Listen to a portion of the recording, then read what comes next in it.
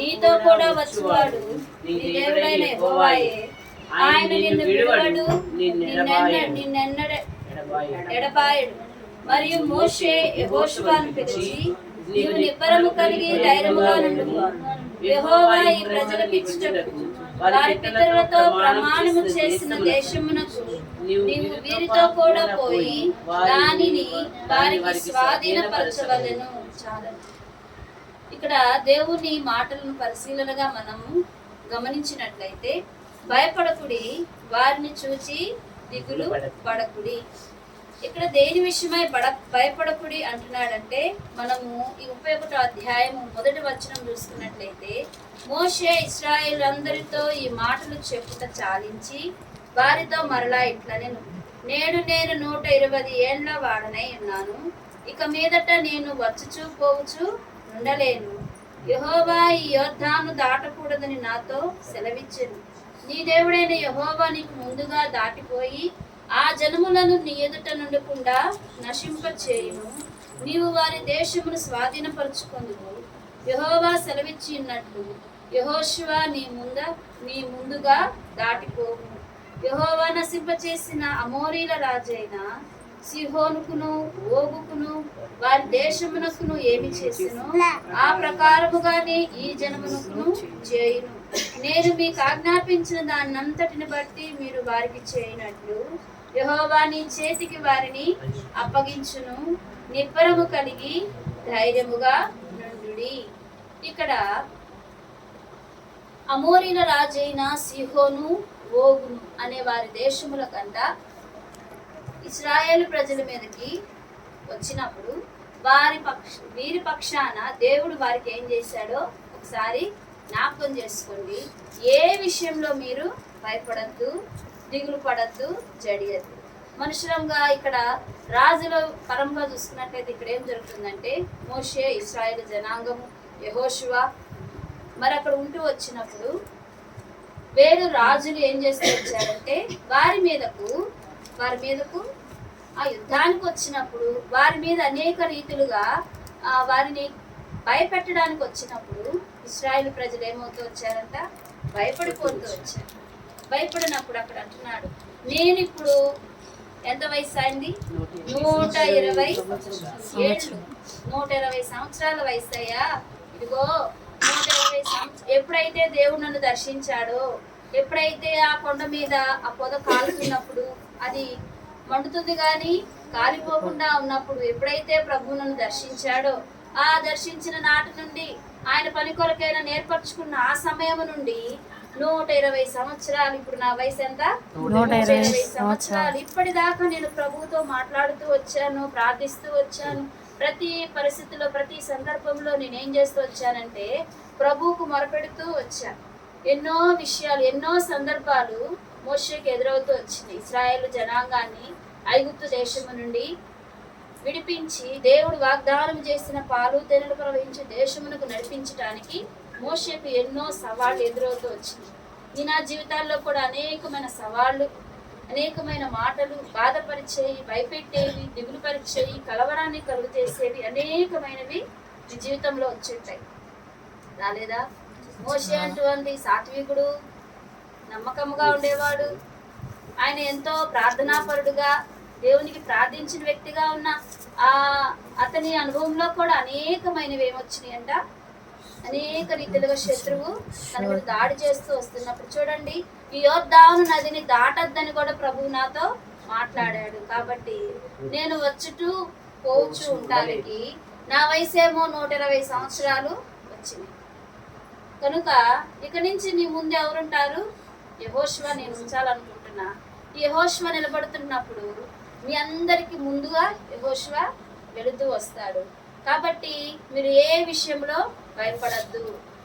ఎవరు వచ్చినా కానీ, ఏమి సంభవించినా కానీ ఏ భయము, ఏ దిగులు మీరు చెందద్దు. ఎందుకంటే మీరేం చేయాలంటే మొరపెట్టండి, యెహోషువ చెప్పినట్లు చేయండి.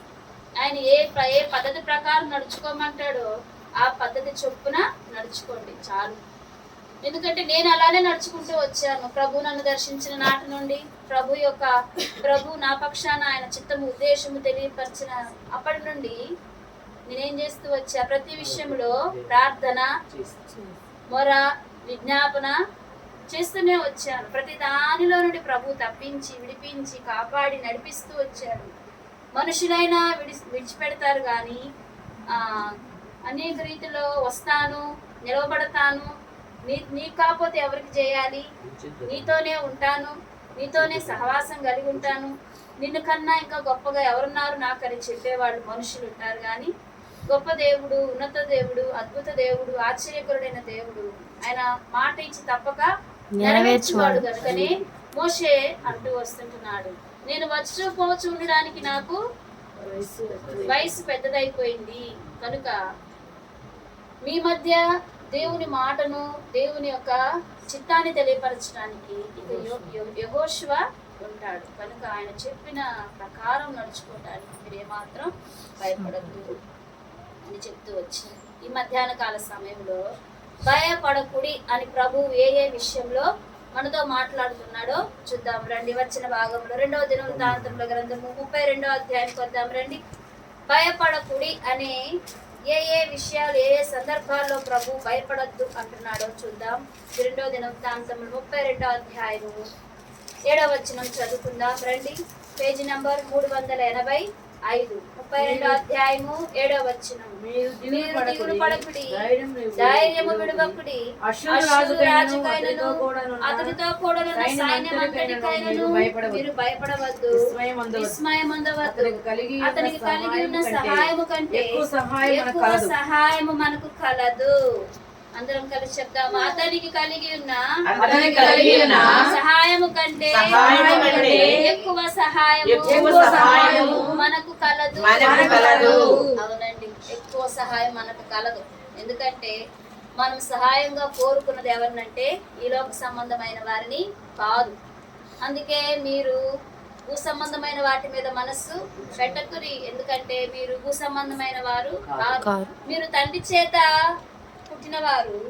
లోకము నేత్రాశ, శరీరాశ, జీవపుడంబం ఇవి దేవుని తండ్రి చేత పుట్టినవి కావు, తండ్రి వలన కలిగినవి కాదు. కనుక మీరు లోకము నుండి వేరైపోయారు కనుక మీరు ఏ విషయంలో ఏం చేయకూడదంట, భయపడకూడదు, విస్మయం అందకూడదు. చూద్దాం ఇక్కడ అష్షూరు రాజు అంటే మహాబలవంతుడు అని అర్థం. అష్షూరు అంటే ఏంటి?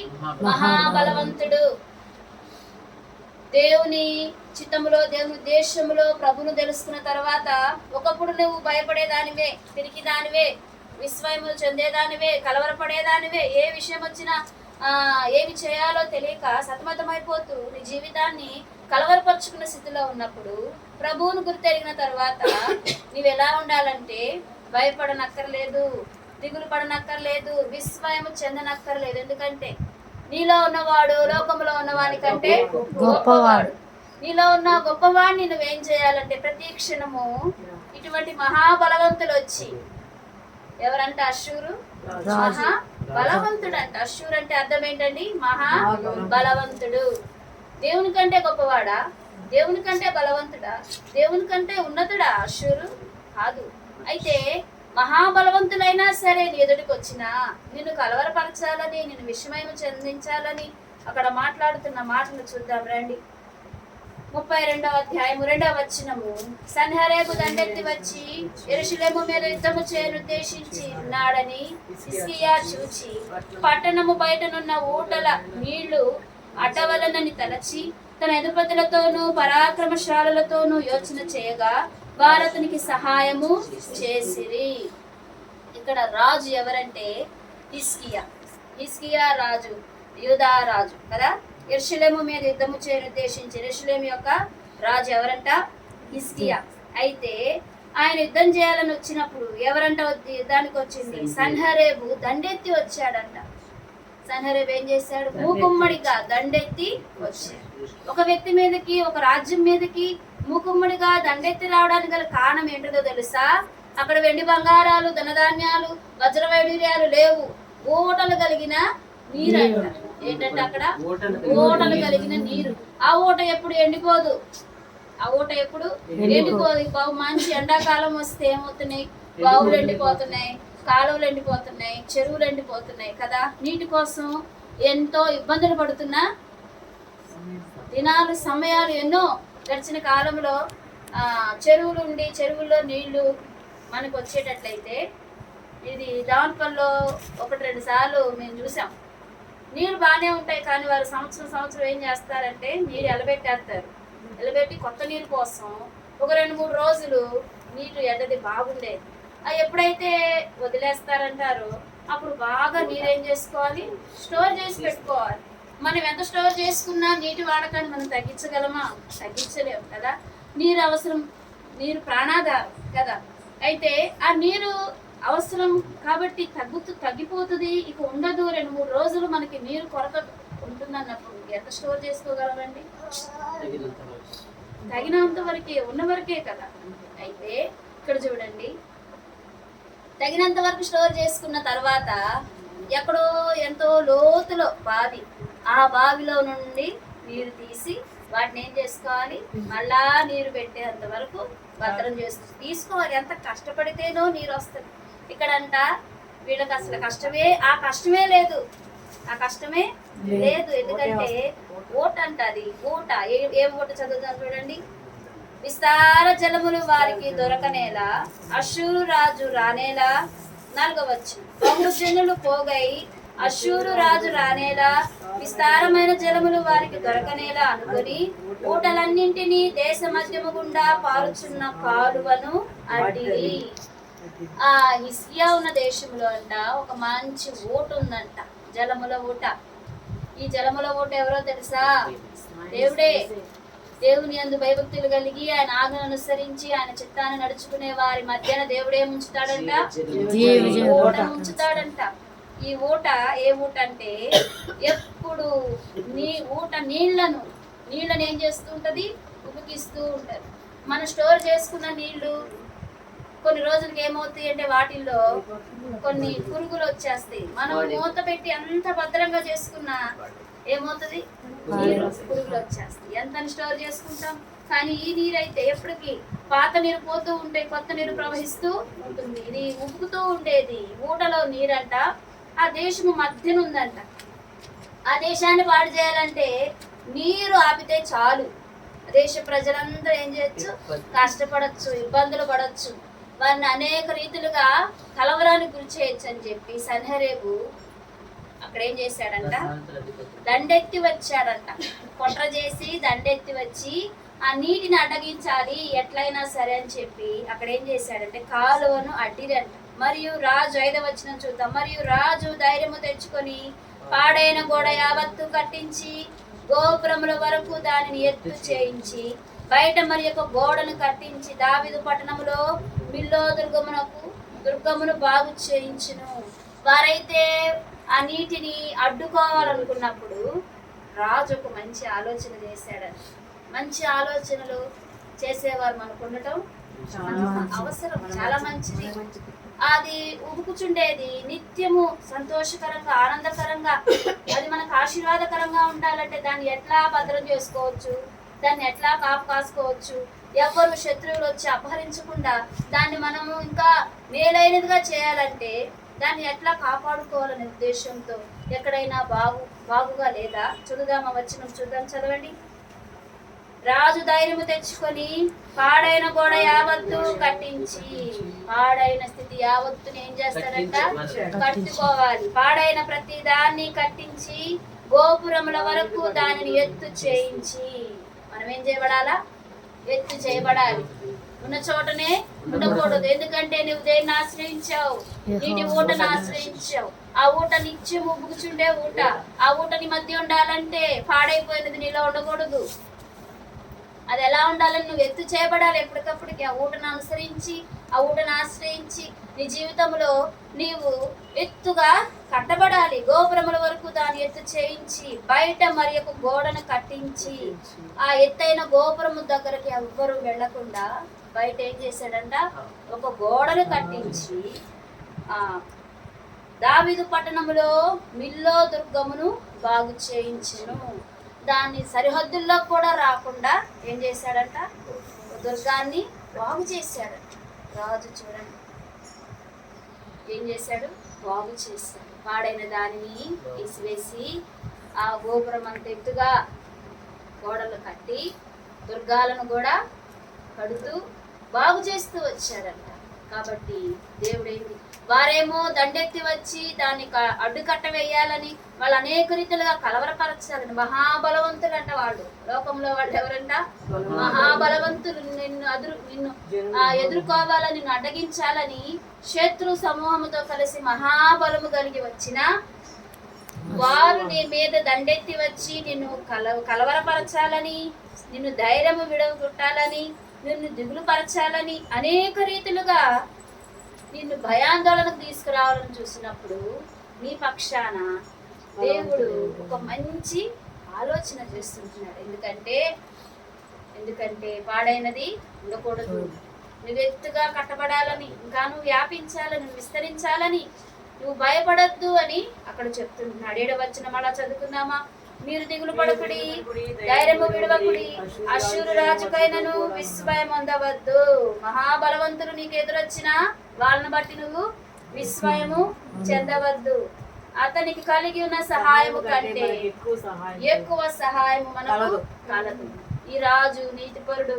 ఈ రాజు ఎవరంటే ప్రభు అయిన యేసుక్రీస్తు వారు. మహాబలవంతులైన వాళ్ళు వచ్చి నిన్ను కలవరపరిచినా నీ పక్షాన మహాబలము కలిగిన వారి బలాన్ని కూడా ఓడించగలిగిన గొప్ప దేవుడు ఈ పక్షాన ఉన్నప్పుడు నీవెవ్వరికి భయపడనక్కర్లేదు, విస్మయము చెందనక్కర్లా. చూడండి, భయపడే విషయంలో బలము గల వారిని ఎదుటికి వచ్చినా నువ్వేం చేయకూడదంట, భయపడకూడదంట. మరి వచ్చిన చూద్దాం. ఎందుకంటే ఎక్కువ సహాయం మనకు కలదు. ప్రార్థన చేయబోతుంటున్నాం కాబట్టి ఎక్కువ బలవంతులు వచ్చి నిన్ను బలహీనపరచాలని చూసినా, అంటే ఎక్కువ శ్రమలు కలుగుతూ నిన్ను శోధన గురి చేసిన ఎక్కువ సహాయం నాకు కలదనే ఆ నమ్మకంతో నీవు ప్రభువు వైపు చూస్తే ఆయన ఏం చేస్తాడు, సహాయం చేస్తాడు. ఇక్కడ రాజుకు చక్కని ఆలోచన కలుగు చేసినట్టుగా దేవుడు అందరికి ఏం చేస్తాడు, ఆలోచనను కలిగిస్తాడు. చూద్దాం. ఇర్మియా గ్రంథము 42వ అధ్యాయము 11వ వచనం చదువుకుందామా?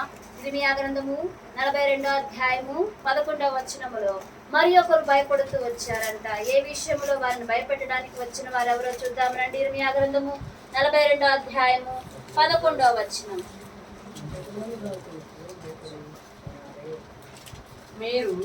మీరు బబులోను రాజుకు భయపడుచున్నారే, అతనికి భయపడకుడి, అతని చేతిలో నుండి మిమ్మల్ని తప్పించి మిమ్మల్ని రక్షించుటకు నేను మీకు తోడైనాను, అతనికి భయపడకుడి, భయపడకుడి.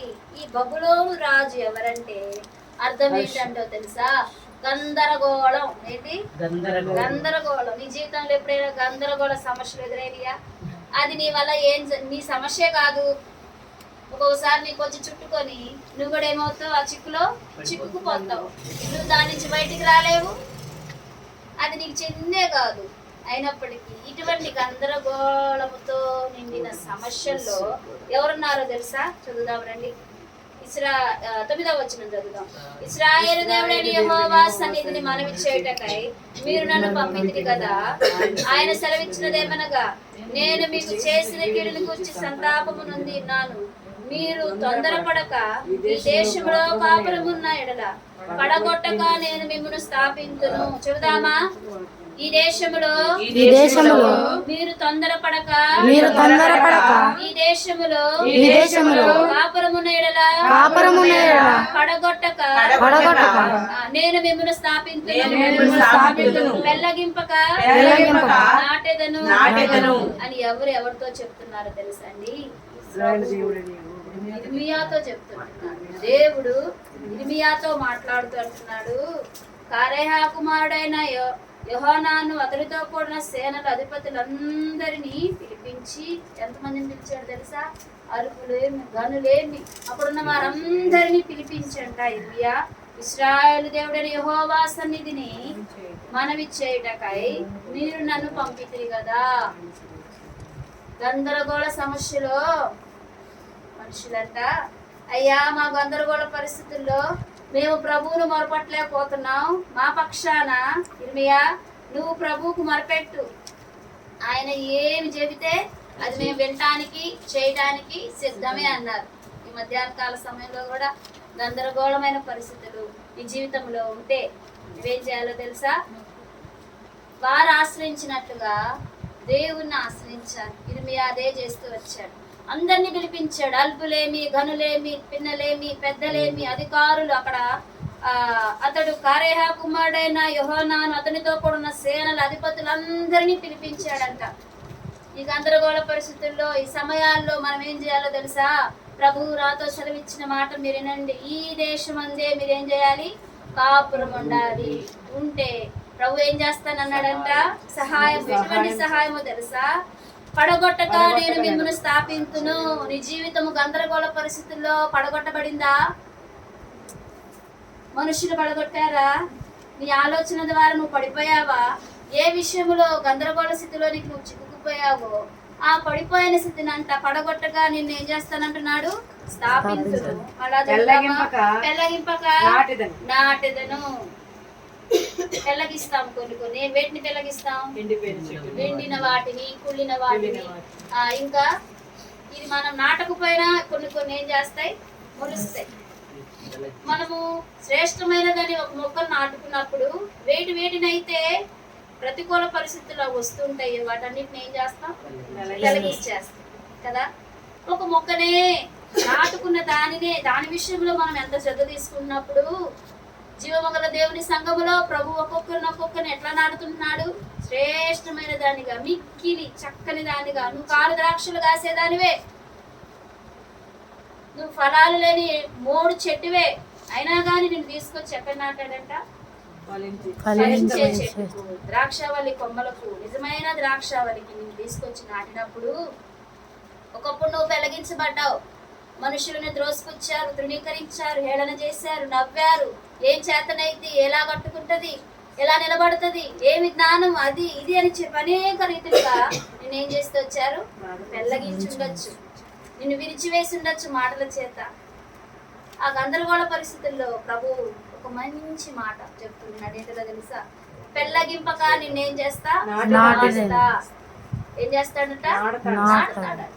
ఎక్కడ నాటాడు? దేవుని సన్నిధిలో, జీవముగల సంఘములో దేవుడు నిన్ను నాటాడు కనుక ఆ దేశంలో, ఆ సంఘములోనే నువ్వేం చేయాలి?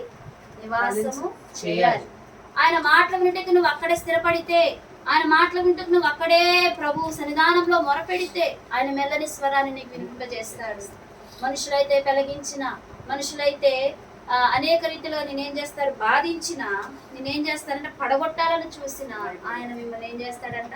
కడతాడంట, నాడుతాడంట. ఎంత గొప్ప శ్రేష్టకరమైన మాట కదా. ఎన్ని గందరగోళ పరిస్థితులు నీ జీవితంలో ఎదురవుతుంటున్నాయి కనుక ఏం చేయాలంటే ఇక్కడ వారికి అదే ఎదురవుతూ వచ్చింది. బబులోను రాజు, గందరగోళాన్ని సృష్టించే వ్యక్తి. బబులోను రాజు యొక్క అర్థం ఏంటి? గందరగోళాలు సృష్టించే వ్యక్తులు నీ మధ్యకు వచ్చి నిన్ను కలవరపరచాలని, అనేక రీతిలుగా నిన్ను పెళ్లగించాలని, అనేక రీతిలుగా నిన్నేం చేయాలి? పడగొట్టాలని చూసినప్పుడు నువ్వు ఏ విషయంలో భయపడద్దు. ఒకవేళ కూర్చున్నవారు మీ హృదయాల్లో కూడా ఏమైనా కలవరాలు ఉన్నాయా? ఆలోచనలు ఉన్నాయా? సతమతమైపోతున్నారా? ఏంటి పరిస్థితి? నా జీవితం ఏంటి? ఇప్పుడు ఏం చేయాలి? ఎక్కడికి వెళ్ళాలి? ఎటు తోచని స్థితిలో ఉన్నాను, అయోమయ పరిస్థితిలో ఉన్నాను, నా జీవితం నాకే అంతు పొంతు లేక అర్థం కాకుండా ఉంటుందే, ఏం చేయాలి ఇప్పుడు అనుకుంటున్నావేమో. నువ్వు ఎక్కడున్నావు? ఏ పరిస్థితిలో ఉన్నావు? ప్రభువుని ఎక్కడ నాటాడు అనే విషయం నువ్వు జ్ఞాపకం తెచ్చుకుంటే ప్రభు ఏం చేస్తాడంట? మనుషులు పడగొట్టాలని, గందరగోళ పరిస్థితి నీలో కలుగచేసి నిన్ను పెళ్లగించాలని చూస్తున్నారే, ఆ స్థితులలో నువ్వు భయపడవద్దు. నువ్వేం చేయొద్దు? భయపడవద్దు. అతని చేతిలో నుండి మిమ్మల్ని తప్పించి మిమ్మల్ని రక్షించుటకు నేను నీకు తోడై ఉన్నాను. భయపెట్టి నిన్ను అనేక రీతిలుగా ఏం చేయాలంట? భయాందోళన గురి చేసే వారి చేతిలో నుండి ప్రభువు నిన్ను తప్పించి రక్షిస్తాడంట. ఏం చేస్తాడు? రక్షిస్తాడు. ఎంత గొప్ప మాట కదా రక్షింపబడటం అంటే. శత్రువు చేతిలో నుండి, ప్రాణభీతి, భయం కలిగిన స్థితిలో నుండి, అపాయకరమైన స్థితిలో నుండి, తెగులు నుండి, కరువు నుండి, ఉగ్రత నుండి, ప్రతి విధమైన దాని నుండి మనుషులు ఎంతవరకు కాపాడగలుగుతారు? మనుషులు ఎంతవరకు తోడై అంటారు? ఎంతవరకు నిన్ను సంరక్షిస్తారంటే ఎంతవరకు? వారి అవసరతను తీర్చి వారికి నువ్వు మంచిగా ఉన్నంత వరకే, వారి మాట విన్నంత వరకే, నీ ద్వారా వారికి మేలు కలిగేంత వరకే కదండి. వారు నీ మాట వినకపోతే, నీవు వారి మాట వినకపోతే అక్కడ ఏం జరిగింది? గందరగోళాలను సృష్టిస్తాను. కనుక ప్రభువు చెప్తున్నాడు, నేను నీకు తోడై ఉంటున్నా, నేను నిన్ను రక్షిస్తాను, నువ్వే మాత్రం భయపడవద్దు. చూడండి, గందరగోళ పరిస్థితులలో భయపడకుండా నువ్వు కాపురం ఉన్న చోటనే ప్రభు ఏం చేస్తాడంట?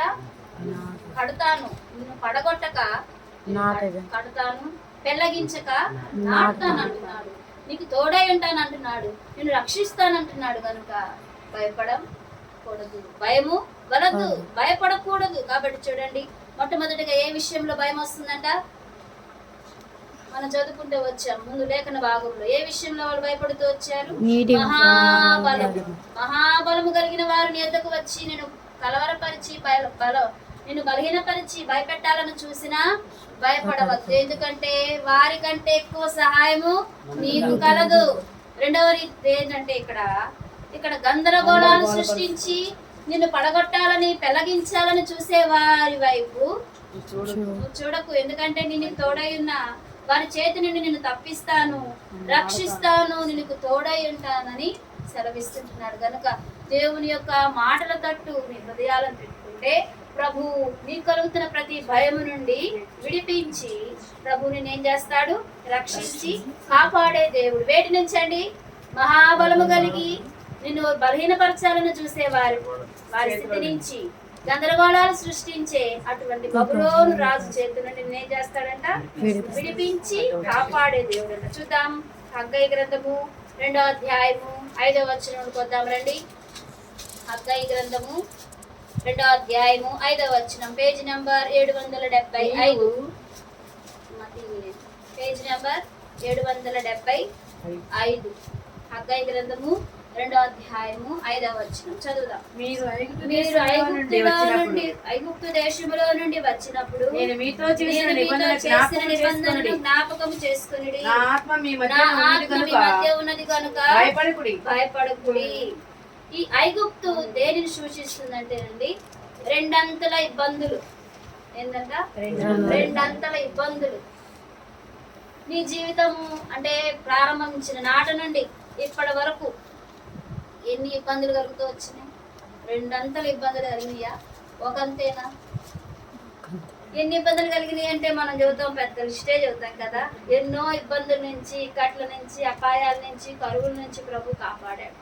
ఐగుప్తు అంటే లోకము, పాపం వలన ఏం కలుగుతుంది? శోధనలో పడిపోయిన వారు ఇరుకుల్లో, ఇబ్బందుల్లో, ఇక్కట్లలో పడిపోతారు కదా. ఇక్కడ ఐగుప్తు అంటే రెండంతల ఇబ్బందులు అంట. అక్కడ మనం 2వ అధ్యాయము మొదట చూసుకున్నట్లయితే 7వ నెల 21వ దినమున యెహోవా వాక్కు ప్రవక్త యొక్క హగ్గయికి ప్రత్యక్షమై సెలవిచ్చినదేమనగా, నీవు యూదా దేశపు అధికారియగు హెల్తీయేలు కుమారుడైన జెరుబాబేలుతోను ప్రధాన యాజకుడగు యెహోజాదా కుమారుడైన యెహోషువతోను శేషించిన జనులతోనూ ఇట్లనము, పూర్వకాలమున ఈ మందిరమునకు కలిగిన మహిమను చూచిన వారు మీలో ఉన్నారు కదా. అట్టి వారికి ఇది ఎట్టిదిగా కనబడుచున్నది, దానితో ఇది ఎందుకునో కోరినది కాదని తోచుచున్నది కదా. ఇక్కడ వీళ్ళు దేని విషయమై భయపడుతున్నారు తెలుసా? మందిరం విషయంలో అక్కడ కలవరం వచ్చిందంట. ఏంటంట? మందిరం విషయం. వాళ్ళు చదువుదాం మళ్ళా. పూర్వకాలమున ఈ మందిరమునకు కలిగిన మహిమను చూచిన వారు మీలో ఉన్నారు కదా. ఏమ్మా, మీలో ఉన్నారా? పూర్వకాలమున దేవుడు మందిరం విషయంలో ఎన్ని మహిమ కార్యాలు, అద్భుత కార్యాలు, ఆశ్చర్య కార్యాలు జరిగించాడా లేదా? జరిగించాడు. ఎందుకంటే దేవుడు ఆ స్థలం మందు ఉన్నాడా లేదా? ఉన్నాడు. ఉండి ఎన్నో అద్భుత కార్యాలు జరిగించినప్పుడు ఇప్పుడు చూద్దాం రండి. అట్టి వారికి ఇది ఎట్టిదిగా కనబడుచున్నది. అట్టి వారంటే ఎవరు? వచ్చిన వారికి ఇది ఎట్టిగా కనబడుచున్నది, దానితో ఇది ఎందుకు పోలినది కాదని తోచుచున్నది కదా. అయినను యెహోవా ఆజ్ఞ ఇచ్చినదేమనగా, జెరుబాబేలు ధైర్యము తెచ్చుకోము, ప్రధాన యాజకుడు యెహోజాదా కుమారుడైన యెహోషువ ధైర్యము తెచ్చుకోము, దేశంలోని సమస్త జనులారా ధైర్యము తెచ్చుకొని పని జరిగించుడి. పని జరిగించట్లేదంట. ఈ మందిరం విషయమై కొంత ఏమైనా వాళ్ళకి అక్కడ కలవరము ఆందోళనకు వచ్చేసరికి అక్కడ అంటున్నాడు పని ఏమైంది, ఆగిపోయింది. ఆ మందిర సందర్భం వస్తున్న ఆలోచనలు, ఆ మాటలు, ఆ విషయాలు చెవిన పడిపోయి దేవుడు చేయమన్న పని ఆగిపోతూ వచ్చింది. దేవుడు జరిగించమన్న పని ఆగిపోతే వ్యక్తి జీవితంలో కలవరాలు, ప్రతికూల పరిస్థితులు కాకుండా ఏమొస్తాయండి? కలవరాలే వస్తాయి. కలవరాలతో ప్రతికూల పరిస్థితులని జీవితము సమాధానంగా సాగుతుందా? సాగదు. అందుకని అక్కడ అంటున్నాడు పని జరిగించుడి. చూద్దాం రండి. పని జరిగించుడి, నేను మీకు తోడుగా ఉన్నాను. ఇదే సైన్యములకు అధిపతి యెహోవా వాక్కు. మీరు ఐగుప్తు దేశంలో నుండి వచ్చినప్పుడు నేను మీతో చేసిన నిబంధనను జ్ఞాపకం చేసుకునుడి.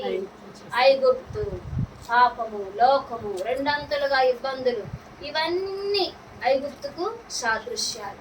ఐగుప్తు అంటే ఏంటంటే రెండంతల ఇబ్బందులు అర్థం. కాబట్టి ఇక్కడ రెండంతలుగా నువ్వు ఇబ్బందులు పడుతూ దేవుడు నిన్ను జరిగించమనిసిన ఆ పని నువ్వు జరిగించకుండా ఎక్కడైతే ఆపుతూ వచ్చావో అక్కడ నీకేం కలుగుతుంది? రెండంతల ఇబ్బందులు. మనుషుల ద్వారా ఇబ్బందులు, దేవుడు చేయమన్న పని చేయకుండా ఆపడం ద్వారా దేవుడు ఏం చేస్తాడు? నిన్ను ఇబ్బందుల కొలిమిలో వేస్తాడు. కాబట్టి అదంతా మనకు అవసరమైంది, అవసరం లేదు. అందుకని జెరుబ్బాబెలు అంటున్నాడు అక్కడ ఏమంటున్నాడో తెలుసా? మీరు ఐగుప్తు దేశం నుండి వచ్చినప్పుడు నేను మీతో నిబంధన చేసిన దానిని మర్చిపోకండి. ఎందుకంటే నా ఆత్మ మీ మధ్య ఉన్నది, భయపడకుడి. ఎందుకు భయపడుతున్నారు? నా ఆత్మ మీ మధ్య ఉన్నది. ఆత్మ ఉంటే భయపడక్కర్లేదండి. ప్రభు మనకు పిరికితనం కలిగిన ఆత్మనివ్వాల, ధైర్యం కలిగిన, ఇంద్రియ నిగ్రహం కలిగిన ఆత్మనే ఇచ్చాడు. కనుక ఏం జరుగుతుందో, ఏమైపోతుందో, నా పని, నా కుటుంబం, నా విషయమైన కలవరము, చింత వలదు. పని జరిగించుకుంటూ వెళ్ళడమే మన వంతు. అర్థమవుతుందా? పని జరిగించుకుంటూ, పని చేసుకుంటూ వెళ్ళడమే మన వంతు. ఆ పని ద్వారా ప్రతిఫలాన్ని, ఆ పని ద్వారా కార్యాన్ని చేయడం దేవుని వంతు. మన వంతు, మన పనులు మనం కొనసాగించడం. ఇక్కడ పని, వారు ఏం పని చేస్తూ వచ్చారంటే మందిరపరమైన పనిగా జరిగించారు. ఈ రెండంతల ఇబ్బందులు కలుగుతున్నప్పుడు ఇక్కడ ఏం పని చేయాలి? మనము ప్రార్థన, విజ్ఞాపన, మొరపెట్టడం. విశ్వాస యొక్క జీవితంలో, సంఘ జీవితంలో, కుటుంబ జీవితంలో ప్రార్థన, విజ్ఞాపన, మొర నువ్వు ఎప్పుడైతే ఆపుతావో అప్పుడు నువ్వు రెండంతల ఇబ్బందుల కొలిమిలో పడగొడతావు. కాబట్టి ఈ విషయంలో కూడా భయపడతాం మరి. ఎందుకంటే నేను మీతో నిబంధన చేసిన దాన్ని జ్ఞాపకం చేసుకునండి. ఎందుకంటే ప్రభు మాట ఇచ్చి దాన్ని తప్పక జరిగించేవాడు. ఏమి నిబంధన చేశాడంటే, ఇదిగో సదాకాలం నేను మీతో కూడా ఉంటాను, నేను వెళ్ళిపోతున్నానని మీరు చింత బాధపడుతున్నారా? ఆనాడు దేవుడు యేసుక్రీస్తు ప్రభువారు ఈ లోకము విడిచి మరణించి మూడో దినమున లేచి సమాధి చేయబడి మరలా తిరిగి వెళ్ళేటప్పుడు ఆయన బ్రతికి ఉన్న సందర్భాల్లో ఆయన చెప్తూ వచ్చాడు, ఇదిగో మనిషి కుమారుడు మరణించడం ఆవశ్యకం. మనుషుల చేతులే వారు ఏం చేస్తాయి? అప్పగిస్తారు. అప్పగించి సిలువకు అప్పగిస్తారు. ఆయన మరణించి మూడో దినమున సమాధి చేయబడి మూడో దినమున తిరిగి లేస్తాడు. అయితే మీరు ఏమాత్రము చింతవద్దు, భయం వద్దు. ఎందుకంటే ఆదరణకర్తను నేను మీకు తోడుగా ఉంచుతున్నాను. ఆదరణకర్త వారికి తోడుగా ఉన్నా కానీ ప్రభు మాకు తోడుగా లేడే. ఈ చింతలో, ఈ కలవరంలో, ఈ బాధలో మేమేమైపోతామని చెప్పి దేవుడు వారికి ఇచ్చిన పని ఏంటంటే కనిపెట్టి ఉండండి, ప్రార్థన చేయండి, జాగ్రత్త గలవారై ఉండండి అని చెప్పితే దాన్ని మర్చిపోయారు, దాన్ని విడిచిపెట్టేశారు. అయ్యో ప్రభు మన దగ్గర లేడే, ఆయన ఉంటే ఎంత బాగుండేది, మనతో ఎంతో మాట్లాడుతూ ఉండేవాడు, మనతో ఎంతో సహవాసం ఉండేవాడు. అమ్మా ఆ వాక్యం మీద శ్రద్ధ కలిగి ఉండండి అని చెప్పి వారేమవుతూ వచ్చారు? అటువంటి అనాలోచనతో ఉంటుంటే దేవుడు అంటున్నాడు, ఎందుకు భయపడవద్దండి, నా ఆత్మ మీ మధ్య చూస్తున్నాను కనుక మీరేం చేయకూడదు, భయపడకూడదు. రెండంతల ఇబ్బందులు కలుగుతున్నా భయపడకూడదు. ఎందుకంటే ప్రభు అంటున్నాడు పని జరిగించండి. పని జరిగిస్తే ఏముంటదంట? మీ మధ్య నేను ఉంటానంటున్నాడు. కనుక ఇన్ని ఇబ్బందులు కలుగుతున్నా ప్రభు మన మధ్య ఉండాలంటే ప్రభు మనకు అప్పగించిన పనిని మనం ఏం చేయాలి? కొనసాగిస్తూ ఉండాలి. గందరగోళాల్లో మహాబలము గల వారిని యొద్దకు వచ్చి బలహీనపరుస్తుంటున్నాను. నువ్వేం చేయాలంటే ప్రభువు నీకు అప్పగించిన పనిని నమ్మకంగా చేయాలి. అప్పుడే ఆయన ఆత్మ నీకు తోడై ఉంటుంది. ఆయన కార్యాలు నీ మధ్యన జరిగించబడుతూ ఉంటాయి. జకర్యా గ్రంథం 8వ అధ్యాయము 15వ వచనం చూద్దాం రండి. జకర్యా గ్రంథం 8వ అధ్యాయము 15వ వచనం. ఆ కాలమున యెరూషలేమునకును యూదా వారికి మేలు చేయను ఉద్దేశించున్నాను గనుక భయపడుకుడి. ఏం చేస్తాడంట? మేలు చేయను ఉద్దేశించున్నాను గనుక. ఆ కాలమున, ఏ కాలమున? 14వ అధ్యాయం. సైన్యములకు అధిపతిగా యెహోవా సెలవిచ్చినదేమనగా, మీ పితరులు నాకు కోపము పుట్టింపగా దయతలచక నేను మీకు కీడు చేయను ఉద్దేశించినట్లు ఈ కాలమున యెరూషలేమునకును యూదా వారికి మేలు చేయను ఉద్దేశించి ఉన్నాను. చూడండి, పితరులు ఏం చేశారంట? ఆయన మాటకు విధేయత చూపక, లోబడక కోపం పుట్టించారంట. ఎవరు కోపం పుట్టించారు? దేవుని బిడ్డలు. దేవునికి ఎవరు కోపం పుట్టించారు? చెప్పగలరా ఎవరైనా? దేవునికి కోపం పుట్టించారంట పితరులు. లోబడ్డారా? లోబడ్డా. మేము తినొచ్చిన పుచ్చకాయలు, కీరకాయలు, కాకరకాయలు, దోసకాయలు ఏ గుర్తొస్తున్నాయి మాకు? ఇక్కడ ఎడారుల్లో, అరణ్యంలో తీసుకొచ్చి పెట్టావు. అక్కడుంటే ఎంత కష్టమైన ఆహారం కడుపు నిండా ఉండేది. ఇక్కడికి వస్తే అది కూడా లేకుండా పోయిందని చెప్పి ఎన్నిసార్లు సడిగారు, గొడిగారు. ప్రతి విషయంలో దేవుడు వాగ్దానం చేసిన దాన్ని స్వతంత్రించుకోవాలనే ఆశ ఏమాత్రం లేదు. ఎందుకంటే వారు కేవలము శరీరానుసారులే, శరీరులే. ఎందుకంటే దేవుడు చెప్పిన మాటను, వాగ్దానాన్ని వాళ్ళ మనసులో పెట్టుకోవాలా. అందుకని తిండి లేదని, ఇల్లు లేవని, సమాధానం లేదని, నెమ్మది లేదని, అనేక రీతిలుగా వాళ్ళు ఏం చేశారు? నెపాలు ముప్పారు. మాంసం కూడా లేదని, చచ్చిపోతే సరిగా సమాధి చేయబట్టడానికి స్థలం కూడా లేదని. చూడు, ఎన్ని లోక సంబంధమైన విషయాల్లో ప్రతి సందర్భంలో ఏం చేస్తూ వచ్చారంటే సనిగారు. ఆయన చెప్పిన వాగ్దానాన్ని విశ్వసించాలా, నమ్మలా, అనుసరించాలి. అదిగో ఎంత కష్టపడ్డాం, ఎంత దిగులు పడ్డాం, ఎన్ని సంవత్సరాలు బానిసగా బ్రతికాం. అంత చచ్చిపోయి అంత గొడ్డి చాకిరి లేదు కదా, అంత చాకిరి నుంచి దేవుడు విడిపించాడు కదా. పాలు తేనెలు ప్రవహించే దేశానికి పంపుతానన్నాడు కదా. అక్కడ స్వేచ్ఛగా, స్వతంత్రంగా బ్రతకచ్చని దాని మీద నిరీక్షణ లేదు వాళ్ళకి. అర్థమవుతుందండి? ఏ విషయంలో మేలు చేస్తానంటున్నాడంటే, ఈ లోక సంబంధమైన వాటి విషయమై పితరులు ఏం చేశారంటే, దేవుని మాటకు వినకుండా, లోబడకుండా, విధేయత చూపకుండా నా కోపం పుట్టించారు. వారికి నేను కీడు చేశా. ఇప్పుడైతే ఈ కాలమున మీకు నేనేం చేయను? కీడు చేయను, మేలు చేయను ఉద్దేశించి ఉన్నాను గనక భయపడవద్దు. నాకు కోపం పుట్టించే పనులు చేయొద్దు. నా మాట వినండి, విధేయత చూపండి. నేను దేన్ని ఇస్తానన్నానో దాని వైపే మీరు దృష్టించండి. ఇహలోక సంబంధమైన వాటి విషయమై ఏ విషయంలో సనగద్దు. మీకు ఆహారం కొరతగా ఉన్నా సనగకూడదు, వస్త్రహీనతగా ఉన్నా సనగకూడదు. ప్రయాణం చేసే జీవిత విధానంలో కొన్నిసార్లు ఆటుపోట్లు వస్తాయి, ఎదురు దెబ్బలు తగులుతాయి, అయినా సనగకూడదు. ఎందుకంటే వాగ్దానం ఇచ్చాడు, ఆయన నిబంధన ఇచ్చాడు. ఆయన ఏమంటూ వచ్చాడంటే, మేలు చేయను ఉద్దేశించి ఉన్నానుగా కనుక మీరు దేనికి భయపడవద్దు. ఒకప్పుడు మీ పితరులు అయితే కోపపడ్డారు, వాడు నాకు లోబడలా, విధేయత చూపలా. ఇప్పుడు మీరు లోబడే పిల్లలు, మీరు విధేయత చూపే పిల్లలుగా నాకు అగుపడుతుంటున్నారు కనుక మేలు చేయను ఉద్దేశించున్నాను, భయపడవద్దు. ఎంత గొప్ప దేవుడు అండి! మేలు చేస్తాను కనుక నువ్వు భయపడవద్దు అని చెప్తున్నాడంటే ఎంత గొప్ప దేవుడైతే భయపడవద్దు అని అంటాడు. ఎంత గొప్పవాడు కనుక మనం ఏం చేయాలంటే ఆయన మాటకు లోబడి విధేయత చూపితే, ఆయన కోపం పుట్టించుకుంటుంటే చాలు. తల్లిదండ్రులుగా పిల్లలు మన కోపం పుట్టించే పనులు చేస్తే ఒక దెబ్బేస్తాం కదా.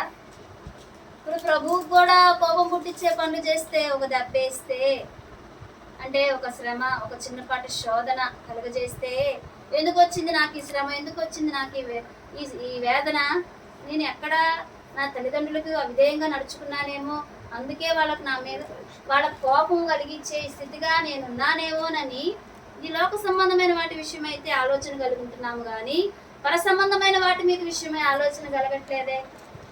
ఎందుకంటే నీవు శరీరానుసారివి, నువ్వు ఆత్మ సంబంధమైన వాటి విషయం మీద మనసు పెట్టట్లా. నువ్వు ఎట్లా ఉన్నా కానీ మేలు చేయాలా దేవుడు. నువ్వు ఆయన మాట వినకపోయినా మనం ఎట్లా చేస్తాం? మన పిల్లలకి మాట వింటేనే చేస్తాం కదా, లోబడితేనే ప్రేమిస్తాం, విధేయత చూపితేనే అధికంగా వారికి సహాయం చేయాలనుకుంటాం. శరీర సంబంధమైన తల్లిదండ్రుల విషయానికి వస్తాం. మరి పరమందున్న దేవుడు ఆయన మాట వినకపోయినా, ఆయన ఆజ్ఞను అతిక్రమించకపోయినా, ఆయనకు విధేయత చూపకపోయినా ఇప్పుడు ఉంటున్నాడు. గడిచిన పితరుల కాలంలో అట్లా ఉండలా. వారు నా మాట వినలేదు, నాకు లోపడలేదు, నాకేం కలిగింది? కోపం వచ్చింది. అంటే చూడండి, వెంటనే క్రియకు ప్రతిక్రియ జరిగిపోతూ వచ్చింది. ఇప్పుడు ప్రభువు దీర్ఘశాంతుడు, కృప చూపుతున్నాడు కనుక నువ్వు లోబడకపోయినా, నువ్వు ఆయన మాట వినకపోయినా, అనేక రీతిలుగా నీవు వ్యతిరేకంగా ఆలోచనలు చేస్తున్నా, నీ ఆలోచన, నీ క్రియ, నీ మాట, నీ పద్ధతి మొత్తం ప్రభువుకు తెలిసి కూడా ఆయన ఏం చేయట్లా? కీడు చేయట్లా. అందుకే రేగిపోతున్నాం. కీడు చేయట్లేదుగా, అందుకే అనేక రీతిలుగా ఆలోచనలు చేస్తూ కోపాన్ని ఇంకా రేపుతున్నాం. కానీ ఆయన కృప చూపుతున్నాడు. దీర్ఘశాంతుడు ఎంతవరకు సహిస్తాడంటే నీలో మార్పు వచ్చేంతవరకు, ఆయన రాకడ వరకు, లేదా నువ్వు పోయే లోపు నీ మనసుని ఏం చేసుకోవాలి? మార్చుకోవాలి. అందుకే అంటున్నాడు, నేను వేరు చేయను ఉద్దేశించినాను కనుక మీరు భయపడగలుగుతున్నా. మాట విను. నాకు కోపం పుట్టించకుండా ఉంటే చాలు. నేనేం చేస్తా? మీరే చేస్తా. వీడే మాత్రము చేయను. దేవునికి కోపం పుట్టించే పనుల విషయంలోనే మనం భయపడాలి. ఇలా ఒక సంబంధంగా ఎవ్వరు వచ్చి నేను బలవంతుడిని, నువ్వు నాకు భయపడాల్సిందే అంటే వాళ్ళకి మనం భయపడక్కర్లా. నేను గందరగోళాలు సృష్టిస్తా, లేకపోతే నీ ఇంట్లో నీ భార్య భర్తల మధ్య విభేదాలు కలుగ చేస్తా, నీ ఇంటిని సర్వనాశనం చేస్తా, అది చేస్తా, ఇది చేస్తానంటే వాళ్ళకు నువ్వు భయపడక్కర్లా. ఎవరికి భయపడాలంటే జీవము గల దేవునికి. ఆయనకు కోపం పుట్టించకుండా నడుచుకునే విషయంలో నేను ఎక్కడైనా భయం కలిగి నడుచుకోకుండా ప్రవర్తిస్తున్నానా అనే విషయంలో నువ్వు భయం కలిగి ఉంటే ఆయన నీకు మేలు చేయని ఉద్దేశించే దేవుడు కానీ కీడు ఏమాత్రము చేయడంట. కనుక మనం ఏం చేయాలంటే మధ్యాహ్న కాల సమయంలో ప్రభువా, ఈ లోక సంబంధమైన వాటి విషయమై భయపడుతూ నువ్వు మాకు నిబంధన చేస్తూ వచ్చిన ఆ నిబంధన మేము మరచి భయపడుతూ విస్మయం పొందుతూ తొందరపడుతున్నామా? గందరగోళ పరిస్థితుల్లో చిక్కుకొని పోతుంటున్నామా? నువ్వు మాకు ఇచ్చిన పనిని, నువ్వు మాకు ఇచ్చిన ఉద్దేశాలని, నువ్వు మా పక్షాన ఉంచిన ఆ ఉన్నతమైన తలంపులను, ఆ చిత్తాన్ని మేము జరిగించకుండా, ఈ గందరగోళ పరిస్థితుల్లో ఆ పనిని జరిగించకుండా మేము ఇంకా విస్మయం పొందుతూ భయాందోళనకు గురవుతున్నామా? నువ్వు మాకు తోడై ఉన్నామన్న సంగతిని కూడా మర్చిపోయి నీకు అవిధేయులం అవుతున్నామయ్యా. ఏ విషయంలో మేము భయపడుతుంటున్నామో ఆ విషయంలో నిజముగా మేము దేని విషయం భయపడాలో మాకు తెలియపరిచావు. కనుక నీవు మాకు తోడై ఉన్నావని, నీ మాట విని ఈ చిత్తాన్ని జరిగించే విషయంలోనే మేము భయపడాలి. మా మిగతా వాటి ఏ విషయంలో మేము భయపడకూడదు. ఎందుకంటే నువ్వు మాకు తోడై ఉన్నావు, ఎందుకంటే నీ ఆత్మ మాతో ఉంది, ఎందుకంటే మరి ఎక్కువ సహాయము మాకు కలదు. కనుక మేము భయపడమయ్యా, నువ్వు మాకు తోడైన దేవుడు అయ్యా అని చెప్పి ప్రార్థన చేద్దాం. మరి ఒక వచనం చూద్దాం రండి. మత్తయి సువార్త 10వ అధ్యాయము 31వ వచనం చదువుతున్నాం. చివరిగా మత్తయి సువార్త 10వ అధ్యాయము 31వ వచనం. 10వ అధ్యాయము 31వ వచనం చదువుదాం రండి. 30-31. మీ తల వెంట్రుకలన్నీ లెక్కింపబడి ఉన్నవి కనుక మీరు భయపడకండి. మీరు అనేకమైన పిచ్చుకల కంటే శ్రేష్ఠులు. మనుషుల ఎదుట నన్ను ఒప్పుకొని వాడెవడో పరలోకమందున నా తండ్రి ఎదుట నేను వానిని ఒప్పుకొందును. మన తల వెంట్రుకలన్నీ ఏమైనాయి అంట? లెక్కేసి పెట్టాడంట తలలో.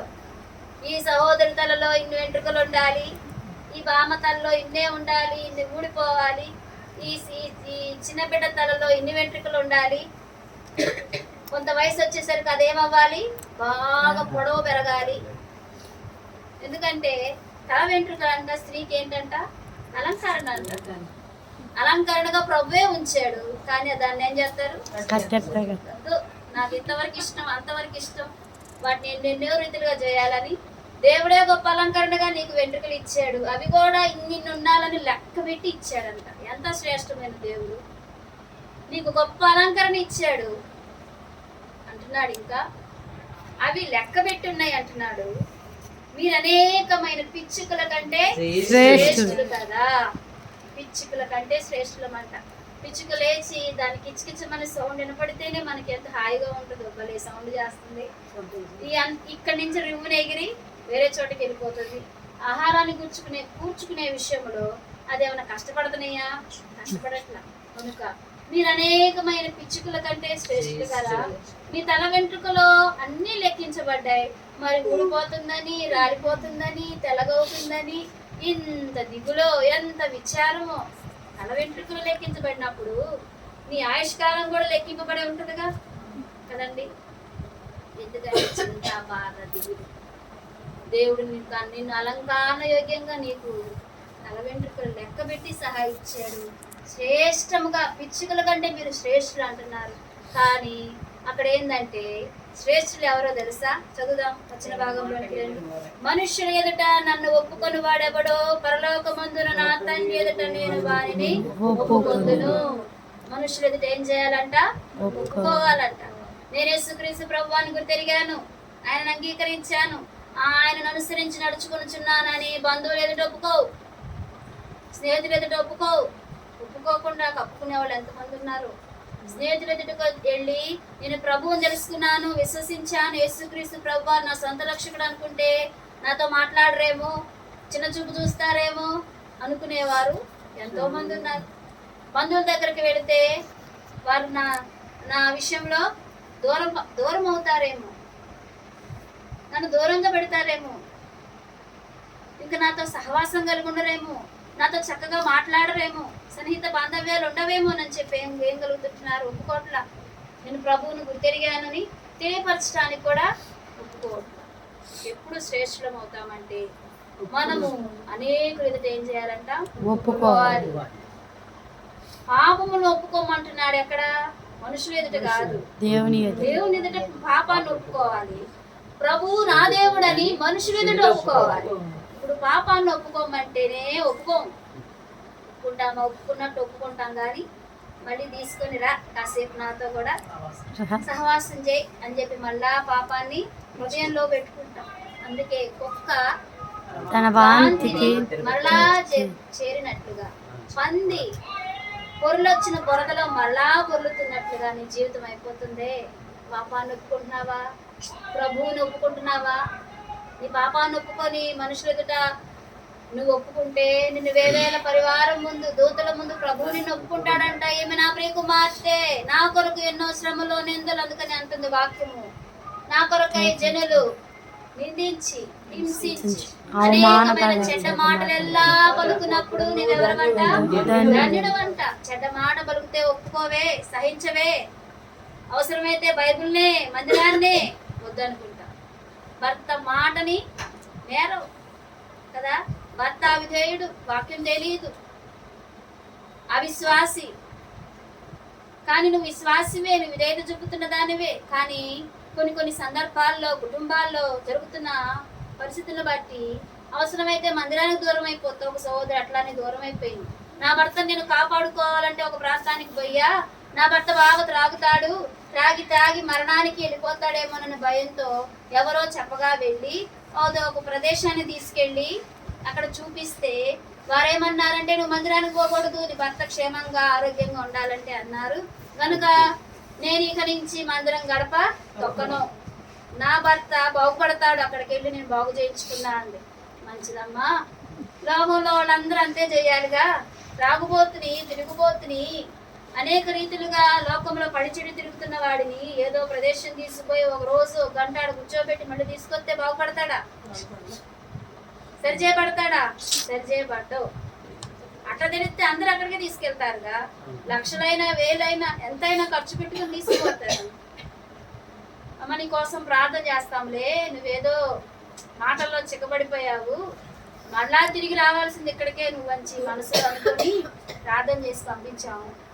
ఏదో ఒక నెల 10 రోజులు అట్లున్నాడేమో, మరలా కుక్క తన వాంతి తిరిగినట్లుగా గొర్రినట్లుగా గొర్లుతూ కంపు కొడుతూ రోత బ్రతుకైపోతూ వస్తున్నా దేవుణ్ణి మాత్రం ఒప్పుకోట్లా, గుర్తెరగట్ల. అటువంటి వారినంట దేవుడు అక్కడ నేను ఎరగనంటాడంట.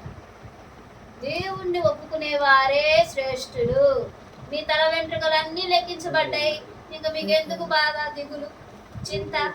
నన్ను ఒప్పుకోండి చాలు, మీరు పిచ్చుకల కంటే శ్రేష్టమైన జీవితాన్ని మీకు ఇస్తానంటున్నాను. చూడండి, పిచ్చుకలు అసలు విత్తవు, కొయ్యవు, పంట కూర్చుకోవు, వాటికి అప్పటికప్పుడు ఆహారాన్ని ఇస్తున్న దేవుడు నిన్ను పోషించి, నిన్ను సంరక్షించి, నిన్ను కాపాడే విషయంలో అంతకన్నా బహు ఎక్కువ శ్రద్ధ, జాగ్రత్త తీసుకుంటాడుగా. అందుకే ఒప్పుకోమా. మనుషులు ఎదుట ఏం చేయమంటున్నాడు? ఒప్పుకోమంటున్నాడు. పాపమునైతే ప్రభు సన్నిధానంలో ప్రార్థనలో దేవుని ఎదుటను ఒప్పుకో. ప్రభువునైతే మనుషులు ఎదుట ఒప్పుకుంటే శ్రేష్టమైన జీవితం అంట.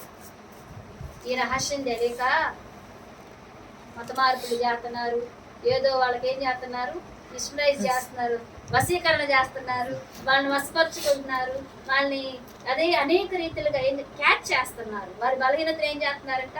క్యాచ్ చేసి వీళ్ళు వాళ్ళ వైపు తిప్పుకుంటున్నారు అని చెప్పి అనేక రీతిలుగా మాట్లాడుకుంటున్నారు. అది మాత్రం సరైనది కాదండి.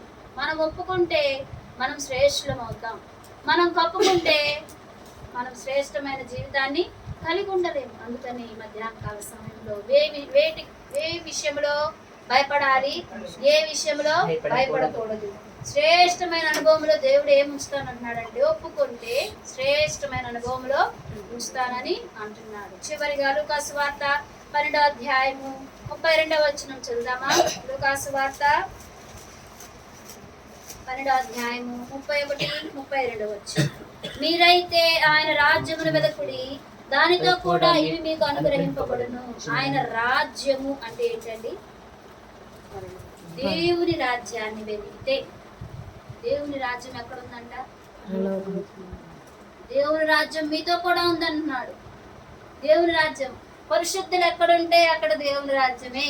పరిశుద్ధులు అనే ప్లేస్ లో పాపం అంటకుండా, పాపము జోలికి వెళ్లకుండా, హృదయాల్లో, ఆలోచనలో, తలంపులలో, క్రియలలో, ఉద్దేశాల్లో ఏమాత్రము పాపమునకు చోటివ్వకుండా పరిశుద్ధంగా ఉండే వాళ్ళే పరిశుద్ధులు.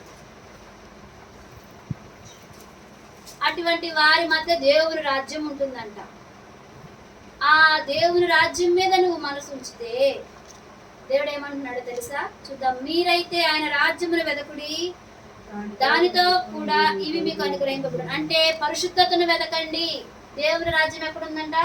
పరిశుద్ధులతో కూడా ఉందంట దేవుని రాజ్యం. అంటే మీ పరిశుద్ధతను వెతకండి, దేవుని రాజ్యాన్ని వెతకండి. అప్పుడు ఏం కలుగుతున్నాయంట? సమస్తమును. చిన్నమందా భయపడకుడి, మీకు రాజ్యం అనుగ్రహించుటకు మీ తండ్రికి ఇష్టమైనది. మీకు కలిగిన వాటిని అమ్మి ధర్మము చేయుడి. పాతగిలని సంచులను, పరలోకమందు అక్షయమైన ధనమును సంపాదించుకొనుడి. అక్కడికి దొంగరాడు చెమ్మట కొట్టదు. పాతగిలిన సంచులు అవి ఇవి జాగ్రత్త చేసుకుందామని కాదు, కానీ అక్షయమైన ధనాన్ని సంపాదించుకోండి. అక్షయమైన ధనం ఏంటో తెలుసా? దేవుని రాజ్యమే. అక్షయమైన ధనం ఏంటి? దేవుని రాజ్యం. దేవుని రాజ్యము నీతితో, పరిశుద్ధతతో, సమాధానంతో కూడినదండి దేవుని రాజ్యం. ఏంటంట? నీతి, చెప్పండి. నీతి, పరిశుద్ధత, సమాధానం. ఇవి కలిగి ఉంటే నువ్వు దేవుని రాజ్యాన్ని వెతుకుతున్నట్లే. దేవుని రాజ్యాన్ని నువ్వు వెతికితే నీకు కావలసినవన్నీ దేవుడు నీకు ఇస్తాడు. కనుక నువ్వు భయపడవద్దు. చిన్నమందా భయపడవద్దు అంటున్నాడు ప్రభు. చూడండి, కనుక మొట్టమొదటిగా మనం ఏ విషయంలో భయపడకూడదు, ఏ విషయంలో భయపడాలి, మనము దేనిని ఒప్పుకోవాలి, అప్పుడు దేవుడు ఏం చేస్తాడు? మనము పరిశుద్ధముగా ఉండి దేవుని రాజ్యాన్ని వెతికితే మనకు అవసరమైన వాటన్నింటినీ దేవుడు ఏం చేస్తాడంట? కనుక రాజ్యము నీకు ఇవ్వడానికి ప్రభువుకి ఇష్టమైనది. కనుక నీవు భయపడవద్దు. నువ్వు మొట్టమొదట పరిశుద్ధతను వెతుకు, దేవుని రాజ్యాన్ని వెతుకు. అప్పుడు నీవు అన్ని నీకే కొదువుగా ఉన్నాయి. అప్పు భారంతో ఉన్నావా? అనారోగ్యం లేదా? ఆర్థికంగా కృంగిపోయి ఉన్నావా? నీ మనసులో అనేకమైన వేదనతో ఉన్నాయా? ప్రతి వేదనను ప్రభు తీర్చే సమయం ఒక సమయం ఉంది. ఎప్పుడో తెలుసా? నీవు దేవుని రాజ్యాన్ని పరిపూర్ణముగా వెతికినప్పుడు. పరిశుద్ధతను ఎవరైతే వెతుకుతారో, నీతిని ఎవరైతే వెతుకుతారో, సమాధానం ఎవరైతే వెతుకుతారో వారు దేవుని రాజ్యమును కోరుకుంటున్నారు. అందుకని అన్నాడు, దేవుని రాజ్యమును కోరుకుంటే మొదట అది కోరుకుంటే నీకు అన్ని అనుభవించగలను. అన్ని విషయంలో నీకు ఏం అవసరమైందో అన్ని పెట్టేసాయి. నీ బిడ్డల, నీ అవసరత, నీ ఆర్థిక పరిస్థితుల, నీ ఆరోగ్యమా, నీ భవిష్యత్ ఏదైనా కానీ ప్రభు చేయుటకు సమర్థుడు, సిద్ధహస్తుడు, ఆయనకు అసాధ్యమైనది ఏమీ లేదు. కనుక మధ్యాహ్న కాల సమయంలో ప్రార్థన చేద్దాం. ఏమి నన్ను భయపడుతుంటున్నాయి, ఏ విషయంలో నేను భయం కలిగి జీవించట్లేదు, ఏది శ్రేష్టమైనదో తెలుసుకోకుండా జీవిస్తూ ఏది ఒప్పుకోవాలో అనే విషయంలో నేను ఒప్పుకోకుండా అనేక రీతిలుగా దిగులుతో విచారాలతో ఉంటున్నాను అనే విషయంలో దేవుడు అంటున్నాడు, ఏది మొదట వెదకాలనే విషయంలో ప్రభు మనతో మాట్లాడుతూ వచ్చాడు. కనుక ప్రార్థన చేద్దాం, ఈ వాక్యానుసారంగా ప్రార్థన చేద్దాం. మొట్టమొదటిగా ఈ కుటుంబం కొరకై ప్రార్థించండి. ప్రాముఖ్యంగా పార్వతక్క కుటుంబము,